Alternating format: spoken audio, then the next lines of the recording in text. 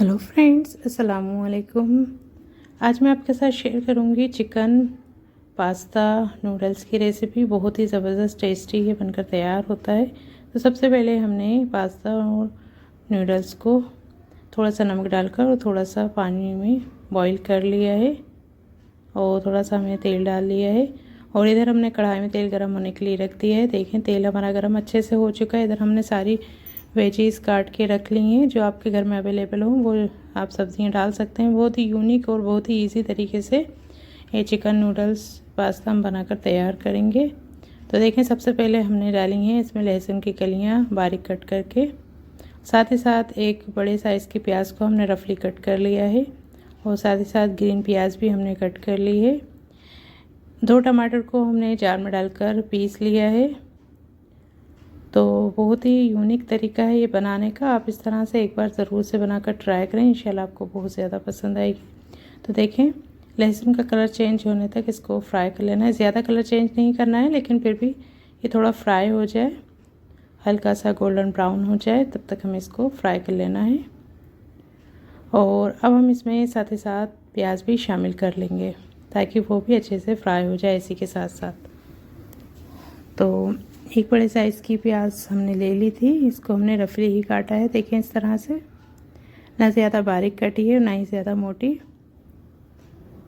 आप यकीन जानिए, बहुत ही ज़बरदस्त टेस्टी ये बनता है चिकन नूडल्स पास्ता और खाने में बहुत टेस्टी लगता है। और ये विदाउट अंडे के हम बनाएंगे, क्योंकि अक्सर चिकन नूडल्स पास्ते में अंडा ज़रूर शामिल होता है। अब हम इसमें हरी प्याज भी शामिल कर लेना है। देखें, प्याज का कलर हल्का सा चेंज हो चुका था, तो हम हरी प्याज इसमें शामिल कर लेंगे।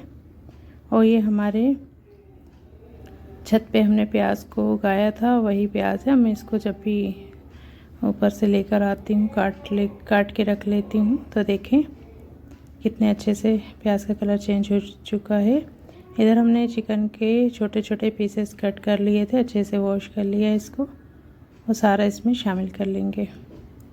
तो छोटे छोटे पीसेस करके ही डालें, क्योंकि चिकन जब हम इसमें फ्राई करते हैं तो ये फूलने लग जाता है, थोड़ा सा फूलता है और फ्राई होने के बाद फिर सेट हो जाता है। तो देखें, अब हम इसमें थोड़ा सा ऊपर से नमक शामिल कर लेंगे, क्योंकि चिकन डालें आप थोड़ा सा नमक ज़रूर शामिल कर लें और फिर आपको जैसा लगे नमक चेक कर और शामिल ऊपर से कर सकते हैं।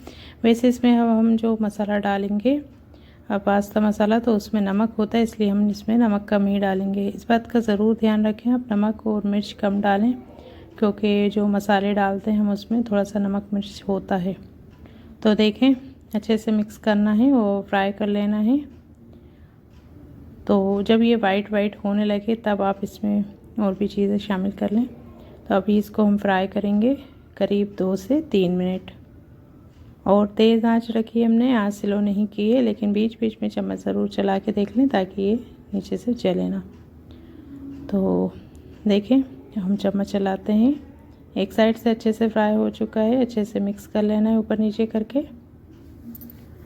और चम्मच चलाते हुए हमने ऊपर नीचे से अच्छे से मिक्स कर लिया। अब हम इसमें डाल देंगे ग्रीन पीस यानी मटर। ये मटर को भी हमने स्टोर करके रखा था, तो बहुत ही अच्छे रहते हैं ये मटर भी डालना। अगर चाहें तो आप डालें, ये भी ऑप्शन है आपके पास, चाहें तो ना डालें। तो कमेंट्स में आप ज़रूर बताइएगा कि किस किस ने इस साल मटर स्टोर करके रखे हैं और उनके मटर कैसे रहे। और देखें, 2 टमाटर को हमने पीस लिया था, ये टमाटर छोटे साइज़ के थे और बिना पानी के हमने पीसा है। अब हम जार में थोड़ा सा पानी डालकर इसमें डाल लेंगे, ताकि टमाटर का जो पेस्ट है जार में लगा वो वेस्ट न जाए। तो आप कमेंट्स में ज़रूर बताइएगा कि मटर किस किस ने स्टोर करके रख लिए हैं, या फिर आपने सुखा के रखे हैं या फ्रिज में स्टोर करके रखे हैं। मैं हर साल मटर स्टोर करके रखती हूँ, ज़रा भी मटर ख़राब नहीं होते, और जब भी मैं बनाती हूँ तो ऐसा लगता है बिल्कुल ताज़े मटर है, ना मुझे भिगोने की ज़रूरत पड़ती है।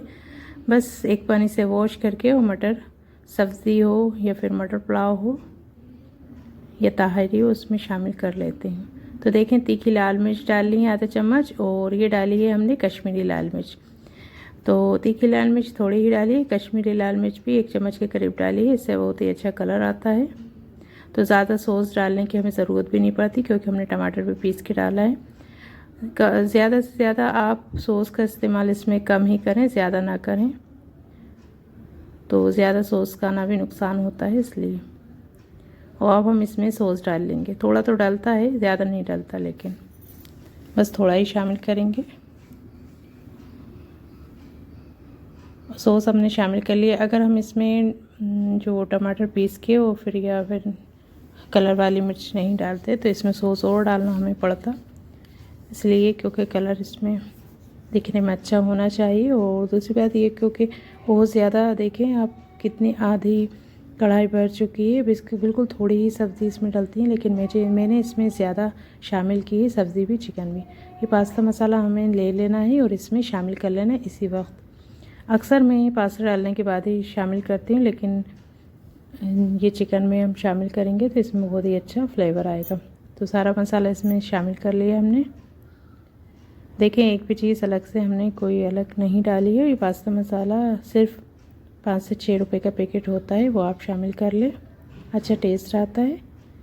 बस अच्छे से मिक्स कर लेना है। ये अच्छे से फ्राई हो चुका है चिकन भी और वेजीज भी। अब हम इसमें पास्ता नूडल्स हमने छन्नी में छान कर ठंडा पानी डालकर अलग से रख लिया था, उसको इसमें शामिल करना है। तो देखें इस तरह से शामिल कर लें। आप इसको सिर्फ 75% ही कुक करें, पास्ता नूडल्स जो भी आप उबालें, और है ना इसको फिर निकाल के एक छन्नी में और ठंडा पानी ऊपर से डाल लें। तो देखें सारा हमने पास्ता नूडल्स इसमें शामिल कर लिए। आप चाहें तो पास्ता ही बना लें या फिर नूडल्स ही बना सकते हैं, लेकिन मैंने दोनों बना लिए हैं इस तरह से। और अच्छी तरीके से चम्मच चलाते हुए मिक्स करना है। और हम ये जो हमने नूडल्स डाले थे ना, उनको हमने कट नहीं करा था। अब देखें झारे से इस तरह से बीच बीच में हमें कट लगाते जाना है। अगर हम पहले ही इनको तोड़ लेते हैं तो फिर ये मिक्स होने में परेशानी होती है और टूट जाते हैं तो बुरे लगते हैं पहले से ही। तो देखें बीच बीच में इस तरह से कट लगाना है। और जब हम इसको सर्व करेंगे तो सारे नूडल्स पास्ता तो कटा ही है छोटे छोटे पीसेस में, लेकिन नूडल्स थोड़े बड़े साइज़ के रहते हैं तो खाने में दिक्कत ना आए। तो बीच बीच में आप झारे से काटते हैं इसको इस तरह से। बस 2-3 मिनट ही इसको पकाना है और ये हमारा नूडल्स पास्ता बनकर रेडी है। तो आपको ये रेसिपी कैसी लगी आप कमेंट्स में ज़रूर बताएं। और चैनल पर अगर पहली बार विज़िट कर रहे हैं तो सब्सक्राइब ज़रूर करें, लाइक शेयर करें।